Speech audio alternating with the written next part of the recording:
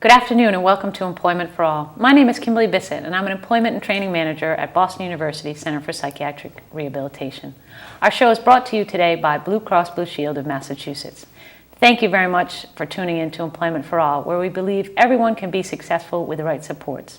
The goal of our show is to bring you helpful and supportive resources to help you connect to the community and advance your career, and today is no exception. We'd like to welcome Deborah Delman. She's the Executive Director at the Transformation Center, and Ann Stillman. She is the Director of Operations at the Transformation Center. Welcome to you both. Thank you. Thanks for being here. So I guess we'll start off at the beginning. What is the Transformation Center? Transformation Center is run by and for people with mental health conditions, and we're there to really give the message in the world that people with mental health conditions are productive people. If we're currently having difficulty using mental health services, we recover, and that it's worth it for society to invest in us, to look to us for ideas and resourcefulness about how to help when a person is in mental health difficulties. Absolutely. So people who have mental health conditions have a lot to contribute, and we really can't afford to not have them be part of the workforce and part of productive members of the community. We can't afford to deny them the access to really help promote career development of other people and help be part of the workforce and society.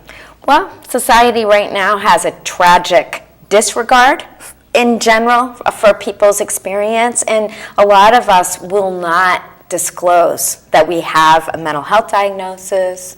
We won't disclose that we're maybe working very productively, and so people in the community don't even realize that we're here and that we're productive.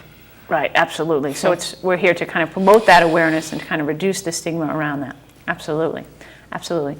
So let's get into a little bit, how did the Transformation Center come into play? How did it come into being?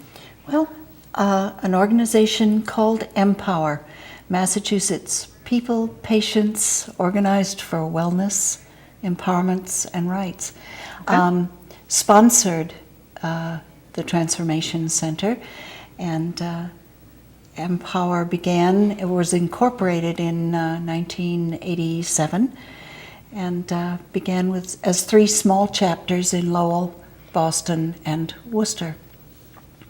And has been totally consumer-run or peer-run since that time. Terrific, terrific.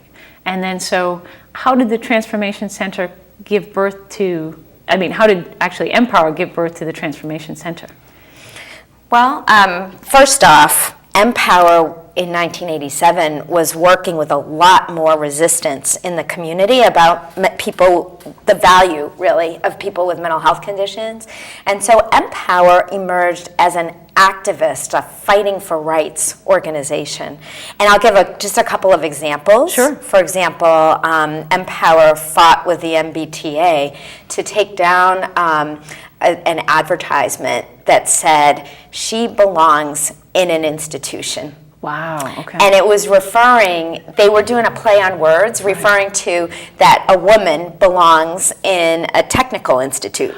Oh, okay. But they were using the idea that, she belongs in an institution, that's for crazy people. And so we were offended by that, and so people got that taken down. They worked with the Boston Housing Authority, who had started to institute a ban on allowing people with mental health conditions to use Housing Authority slots in certain kinds of buildings. Wow. And so we got the Boston Housing Authority to retract that. And, also in terms of mental health services, we worked with a number of different issues. I'll just focus on Boston. There's a mental health psychiatric emergency that wouldn't allow significant others or friends to accompany a person into an emergency situation. And, when would you need a friend or a significant other the most? Absolutely. So we had to educate, and sometimes people didn't want to hear that. We fought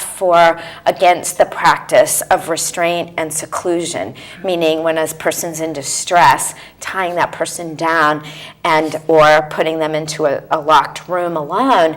Again, when would a person more need caring attention? And now 20 years later, the nation is recognizing that people actually die in restraint and seclusion, and the nation is recognizing that we were right, that people that experienced that were really right, that you don't have to do that. Right. You can treat people with compassion.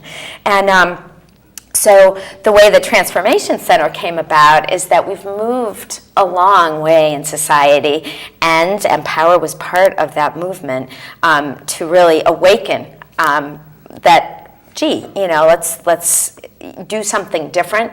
And the Transformation Center has a different character than that fighting for rights character. Ah, I see. Okay. We're really trying to take stock of the rights that have been recognized and start to make them real in the community. And we'll talk a little bit about the training programs we do with mental health providers and with people with mental health conditions, and the peer support that we offer as methods that we go about helping society really get it.